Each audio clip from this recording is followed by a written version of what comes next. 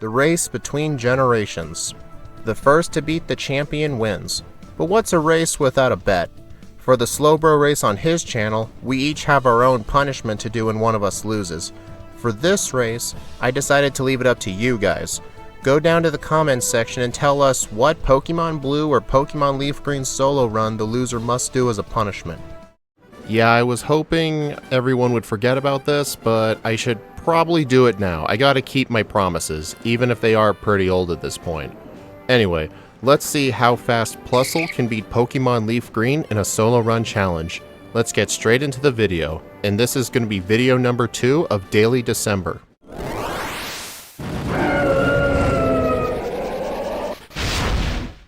We'll be doing Minun later in the month, but right now we're doing Plusle, and the two Pokemon I'm going to tell you right now are going to be playing very similarly. And I've actually played Plusle before in Pokemon Platinum, because earlier in the year I did a video and a live stream of Plusle and Minun in Pokemon Platinum, and those were some of the worst runs I've ever played. But in those games, they get Nasty Plot at a later level. I can't really say the same about Gen 3 though, because Nasty Plot wasn't a move yet. But anyway, let's talk about our stats. We have 60 HP, 50 attack, 40 defense, 85 special attack, 75 special defense, and 95 speed. We're also in the medium fast level up group, so we're not going to be leveling up too quickly. And that's going to be kind of a problem because, as you may or may not know, the first gym leader is Brock. Do I need to explain more? Our starting moveset is Growl and Thunder Wave. Yeah, no damaging moves at all, which means I have to just lose the first rival fight, which fortunately you don't have to win it, and then I'm gonna have to grind for Struggle until level 10 where we get access to Quick Attack. But even then, we're not gonna be good against Brock, because if you look at the rest of our moves, we get Spark at level 19, which is gonna do 0 damage against his entire team, and then Encore at level 22, and I will say this, Encore is actually a very decent move. It's actually kind of an underrated move for solo runs. If you combine Encore with Substitute, you could use a turn 1 Substitute and the opponent would use like Thunder Wave or something, and you could Encore it to guarantee it'll never break the Substitute, or you could just Encore it into only using stat lowering moves like Screech, so that way you never get attacked. It's definitely a good move when used right. And then we also get Fake Tears, which is pointless. Charge, you may be wondering, hey, Charge is useful, it boosts your special defense by 1 stage. That wasn't added until Gen 4. All Charge does is double the base power of the next electric move I use. It's literally useless. And then we get Thunder, Baton Pass, and Agility.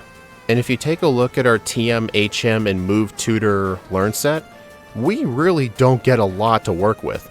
And since the Hidden Power TM is only accessible through Pickup, it's basically banned because I ban HM users from using Pickup in my runs, because that can lead to some pretty good things, like I could for example farm rare candies in other games, and it does indirectly ban Hidden Power in Fire Red and Leafgreen, but oh well, whatever. But some other useful TMs we get are Rain Dance, Iron Tail, Thunderbolt, Thunder, Return, Shockwave, and Secret Power. So yeah, those moves will definitely be useful. And then via Move Tutor, we don't really get much to work with. We do get Mega Punch and Mega Kick, so at least once we leave Mount Moon, we can actually get some decent moves. And plus we have Metronome if we want to be funny. And plus, since grinding out all of my power points is going to take a while to get Struggle, I'm going to also talk about our ability in Nature. We're running the Brave Nature, which is plus attack minus speed.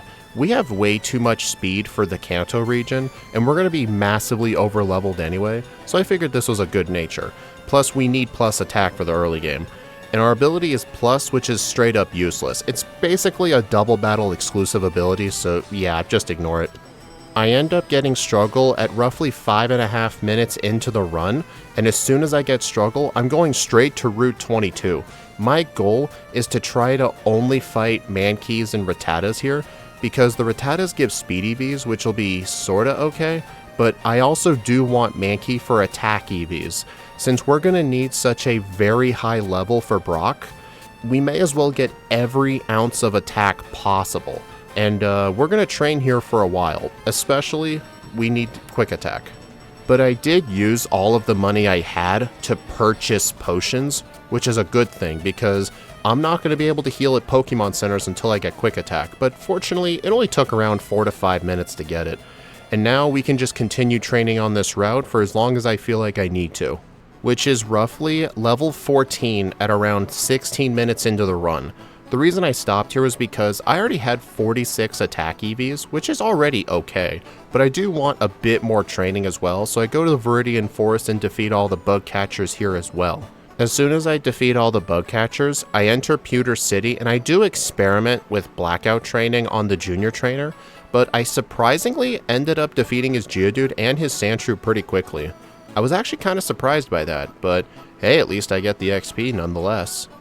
And since I've essentially done all the training possible, I've gotten level 16, but there is still no way in hell we're ready for Brock, so I go back to Route 22 and continue the grind on the Mankeys and the Rattatas. Although I do want to mention at 23 minutes into the run, Rattata killed me, so I blacked out back to Pewter. Yeah, that was embarrassing. After that happened, I continued training in the forest till level 18, and I decide, you know what, now is the chance to fight Brock. Let's see how this goes.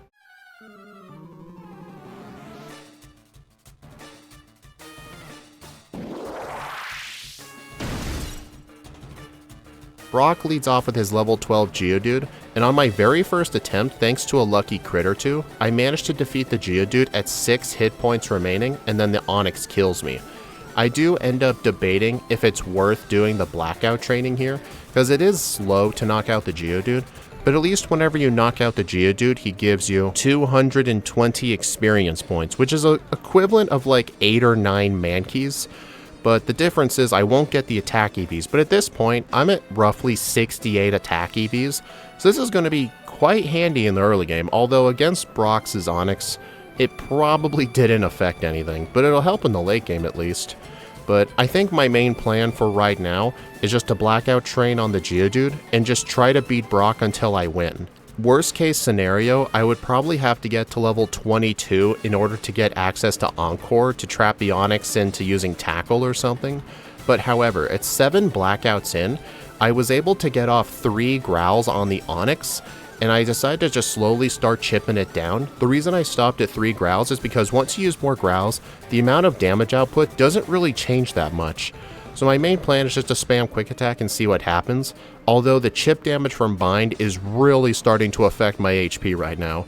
But he just uses Bind over and over again, he ends up missing a few of them, and at 9 HP remaining at level 19, I actually managed to beat Brock, and I get a split time of roughly 31 minutes.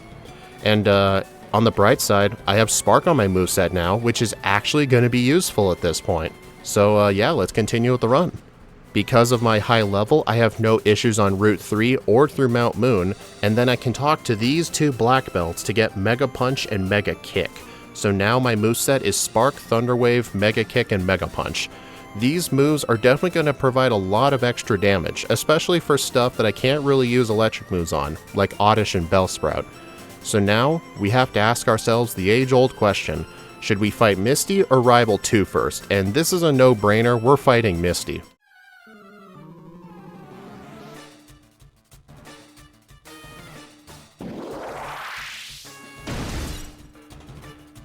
Misty leads off with her Staryu. I one-shot it with Spark, and then on the Starmie, it hits me with Water Pulse, but it doesn't confuse me, and even if it did, I had a Person Berry, and then Spark just one-shots it anyway. Also, you may notice just before this fight, I did learn Encore in the place of Thunder Wave. This move will come in handy for later parts of the run. But for now, let's go check out Rival 2. Rival 2's Pidgeotto likes to survive anything, but even it cannot survive a super effective Spark from Plusle. The one bright side that Plusle has is it does have higher special attack than Minun does. Basically, Plusle and Minun have their special attacks and special defenses swapped with each other, so Plusle actually has slightly more special attack. And the similar thing is with the attack and defenses too. Plusle does have slightly more attack than defense.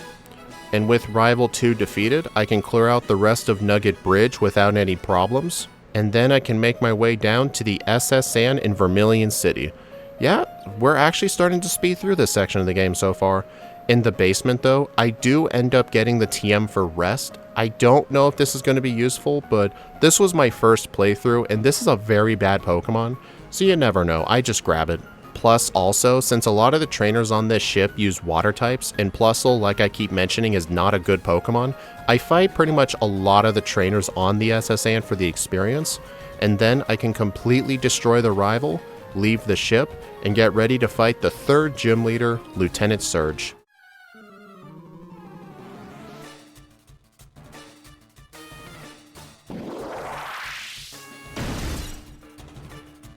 Lieutenant Surge leads off with Voltorb. I go ahead and use Mega Kick. I missed the first one, but I do hit the second one. I skip Learning Charge because it's a dumb move, and then I can Mega Punch the Pikachu, and then Mega Kick the Raichu for a crit one-shot. I don't know if that mattered because I am over-leveled, but let's assume it did. It probably would have lived in red health, who knows. But hey, series of one-shots, I'll take it. And now that I've beaten Surge, I do get the TM for Shockwave, but I'm not going to teach it right now. Spark is actually 5 base power stronger than Shockwave, so there's not much of a point in teaching it right now. And with Lieutenant Surge defeated, we can go ahead and get the bicycle and do the Route 9 Rock Tunnel Gauntlet of Trainers. The first difficult trainer was actually the Pokemaniac in Rock Tunnel with a Cubone and a Slowpoke. His Cubone almost kills me. I do manage to get to his Slowpoke with only 2 hit points remaining. So you can probably guess how the hikers in here are going to go. The first set of hikers, there's 2 different ones you could choose from. There's a hiker with a single Geodude, and then there's a hiker with 2 Pokemon.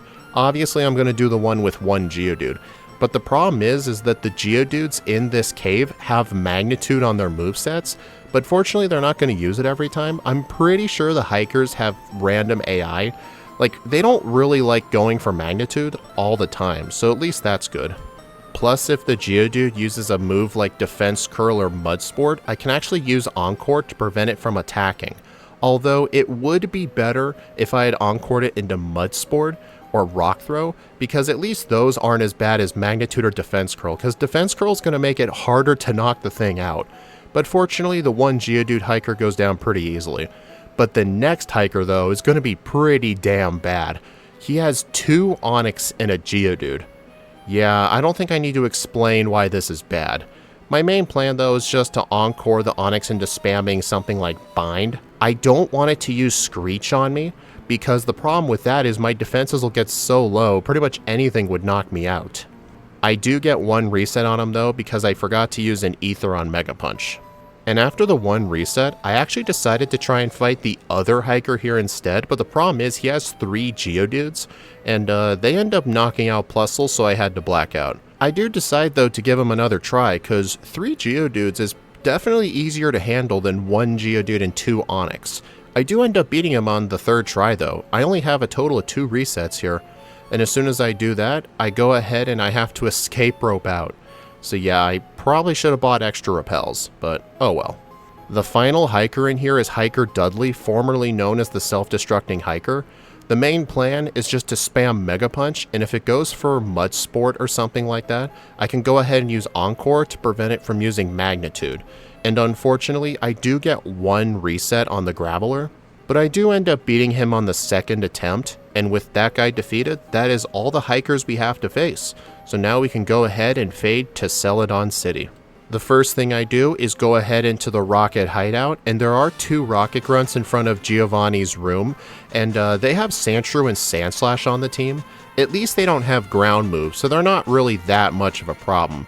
But Giovanni, though, he has ground types, but fortunately no ground type moves.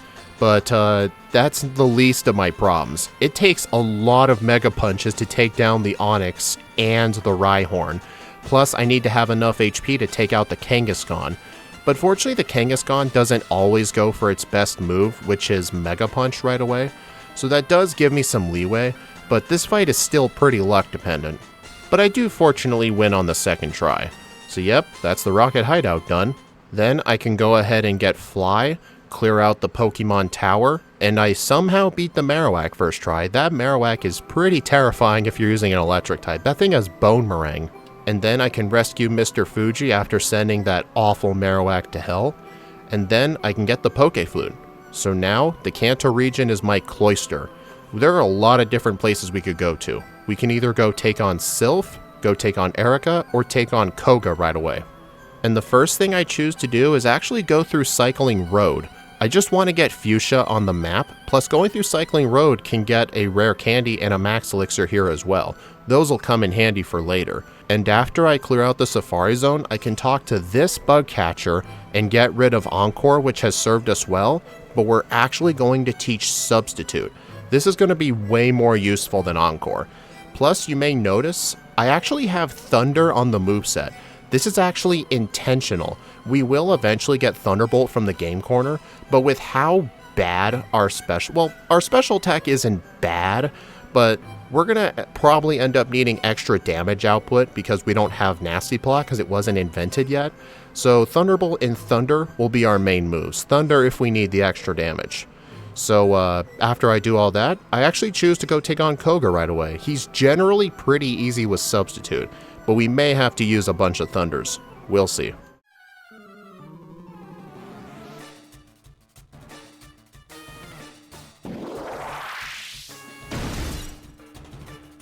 Koga leads off with Coughing. As soon as I set up my Substitute, he uses a smoke screen, but then unfortunately the Muck actually broke my Substitute with Sludge, and I end up missing a bunch of Thunders which I have to two-shot him with, and I do end up getting a reset.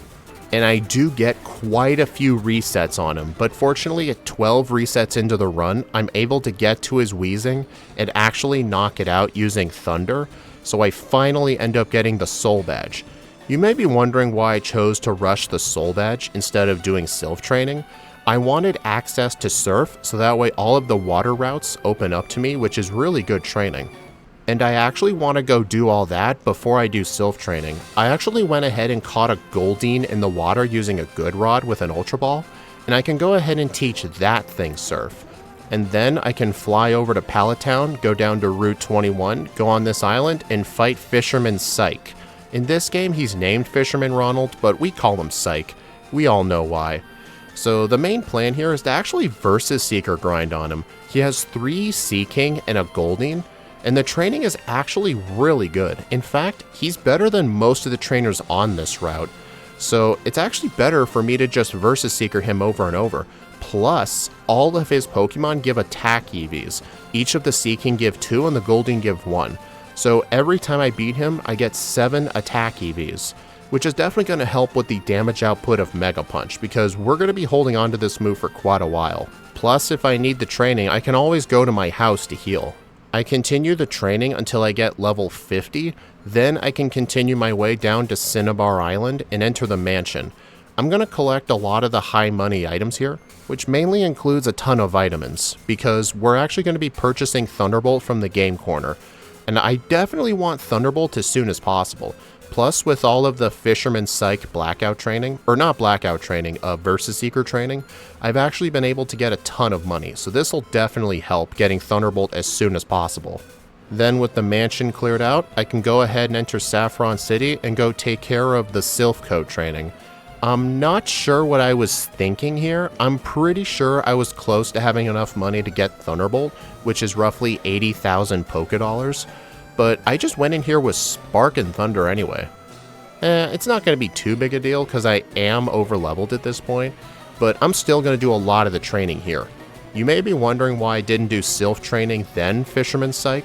Psych is just way better training, plus a lot of the stuff here resist electric moves like the Magnemites, the Voltorbs, the Magnetons, and the occasional Sandshrew and Cubone. However though, after I defeat all the trainers here, I can go ahead and face the rival. I'm actually level 53 for this fight. I don't need Thunderbolt for this guy specifically, so I feel safe taking him on. I go ahead and one-shot the Pidgeot with Spark, and I go ahead and one-shot the Gyarados as well. And then next up is the Execute. I switch over to Thunder for the one-shot. I'm pretty confident Mega Punch would not have one-shot that. Then I can two-shot the Alakazam with Mega Punch, although I should have just stuck to Spark. And then I can Spark the Charizard as well. So yeah, I mean, Thunderbolt wasn't really needed, but it definitely would have sped up the rest of the training, so I feel like that's a little bit of a misplay on my part. And now with the rival defeated, we have to do what is probably the hardest fight in this whole building, and that's Giovanni. He has a Rhyhorn and a Nidoqueen, which are immune to my electric attacks, Plus, his Nidorino or Nidoqueen can actually activate Poison Point on me, and if I miss too many Thunders, yeah, this fight can go quite sour, and I do get a reset because of Thunder misses.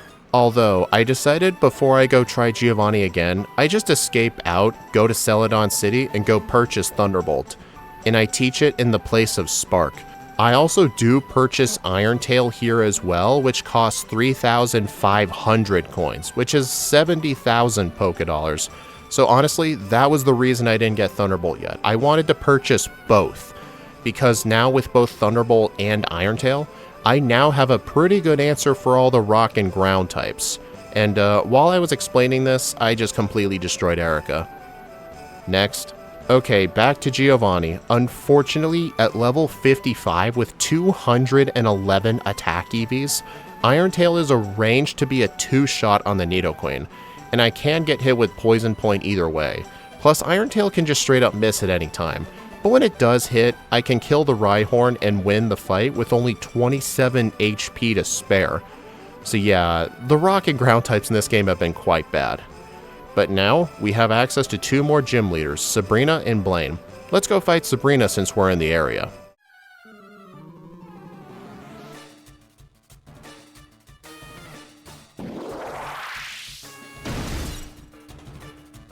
She leads off with Kadabra. I use a turn 1 substitute in case I get an Irontail miss so I can tank an attack. And then I one-shot the Kadabra, one-shot the Mr. Mime. And then on the Venomoth, I go ahead and use Thunderbolt for the one-shot. I get to level 56, and then on the Alakazam, I miss an Irontail. It sets up with Calm Mind. I miss again. She sets up again. But third time's the charm, and the Alakazam goes down. Okay, let's go fight Blaine.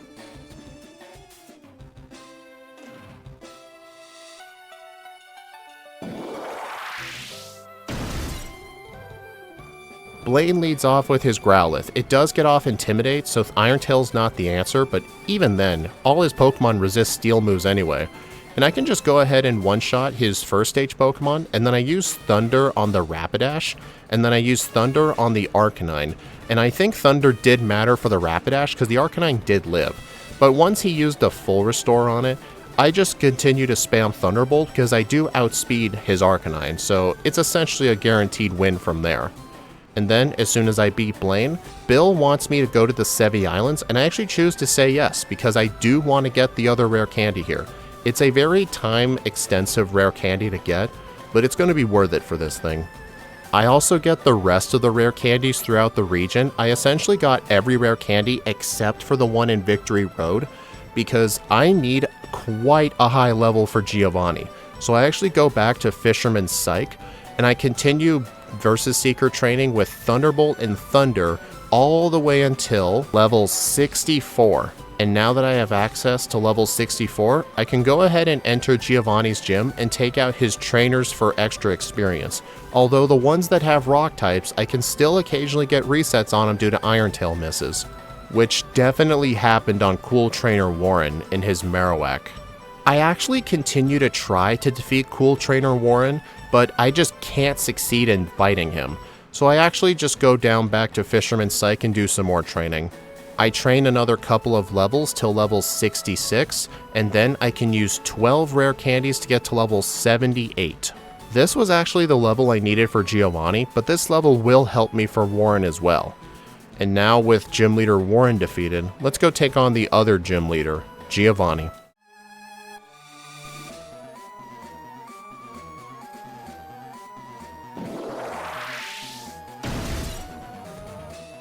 He leads off with his Rhyhorn. I use a substitute to tank the Scary Face, and then I miss an Irontail but hit it with the second one. Then on the Dugtrio, it is a one-shot with Irontail. And then Nidoqueen is surprisingly a one-shot. That actually kind of surprised me. So that meant the Nidoking was a guaranteed one-shot. And then I can go ahead and Irontail the Rhyhorn, although I miss quite a lot. If I had kept missing, the poison damage would have killed me. But fortunately, I did beat Giovanni on the first try. So yeah, all 8 gym badges, and it only took an hour and 47 minutes. Speedy boy.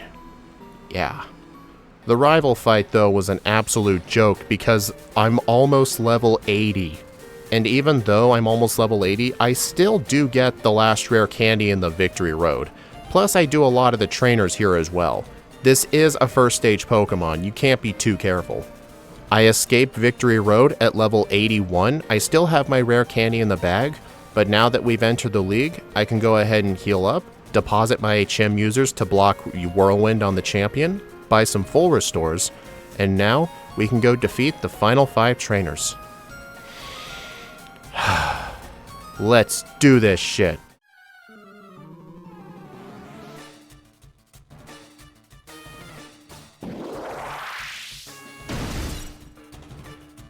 The first member of the Elite Four is Lorelei, the user of ice types, and especially water types as well. And this fight is an absolute joke, I'm sure that's pretty obvious. I can just spam Thunderbolt on her entire team. I do wonder if Thunderbolt can one-shot the Jinx. I don't want to go for Iron Tail because of its inaccuracies, because I don't want to get hit with Lovely Kiss, but I went for Thunderbolt and it lived. I mean, it has very high special defense, but still, I'm level 81. But fortunately, I do wake up pretty quickly, and I am actually getting hit quite a lot, but fortunately, I outspeed everything in the game, and I can actually defeat the Jinx. Next up is the Fighting type Elite Four member, Bruno.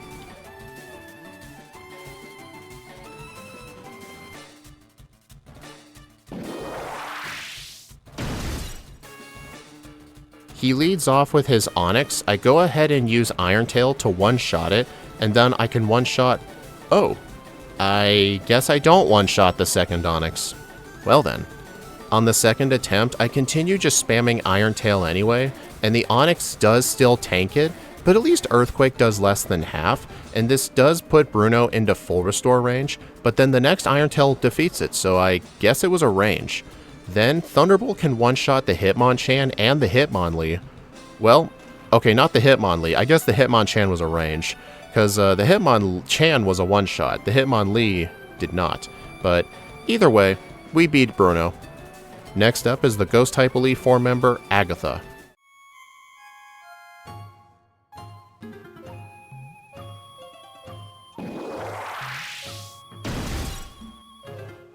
Just like with Lorelei, when you combine Substitute and Thunderbolt with being overleveled, this fight was also kind of a joke as well. Next up is the the Dragon type Elite Four member, Lance.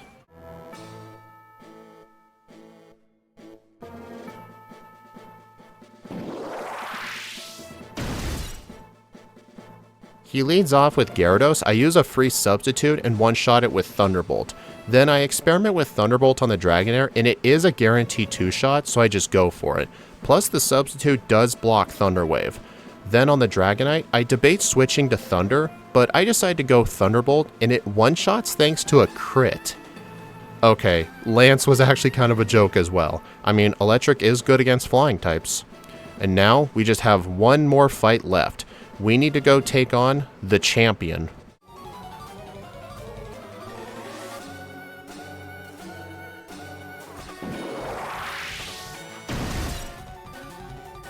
He leads off with Pidgeot. I go ahead and use a Substitute to block any instances of Sand Attack or other moves from him, and then I one-shot it with Thunder. Then on the Rhydon, I go for Iron Tail, doing pretty okay damage, and the Substitute does go away because the Rhydon hit me with Earthquake. That was the main reason I needed Substitute. It was to tank the Earthquake. Then on the Exeggutor, I switch back to Substitute to tank the Sleep Powder, and then I can defeat it, the Gyarados, and the Charizard with ease. And when the Charizard goes down, Plusle clocks in, with a real time of 1 hour, 56 minutes, and 36 seconds, with 17 resets, 8 blackouts at level 84, with a game time at the Hall of Fame of 7 hours and 7 minutes. Yeah, this run was absolute misery to play. Fun fact, when I pre-recorded all my runs for Daily December, Plusle was actually one of the first runs I recorded, and Minun was actually one of the last. I literally saved Minun for last because of how much I hated playing with Plusle. I mean, yeah, it's a sub 2 hour run, but you gotta remember, the Brock split was frickin' horrible. But anyway, let's take a look at the leaderboard right here. I'm doing the voiceover before I made the leaderboard because I don't want to accidentally put it on the leaderboard in case I accidentally spoil it in a live stream that happened in the past as of releasing this video. So I'll just go ahead and put the leaderboard image on there, and you can take a look, but I can guarantee you it's pretty close to the bottom. Anyway, I hope y'all enjoyed this video. Please like, comment, and subscribe if you want to see more, and be sure to follow me on my socials or support the channel through YouTube memberships. YouTube members get access to the patch files for all the backport Pokemon we do on stream. And this is only the second video of Daily December. Tomorrow, we're going to be playing Pokemon Pearl with Vespiquen. If you guys have a sharp mind, I was actually going to release this video much earlier in the year, but I struggled with this run so much, plus the routing was quite bad, that I just canceled the video entirely. Similar thing with Mothim, but yeah, Vespiquen and Mothim will be done in December, and Vespiquen will be done tomorrow, and it is definitely quite the run. Thank you all for watching, and I will see you all tomorrow for the next video of Daily December.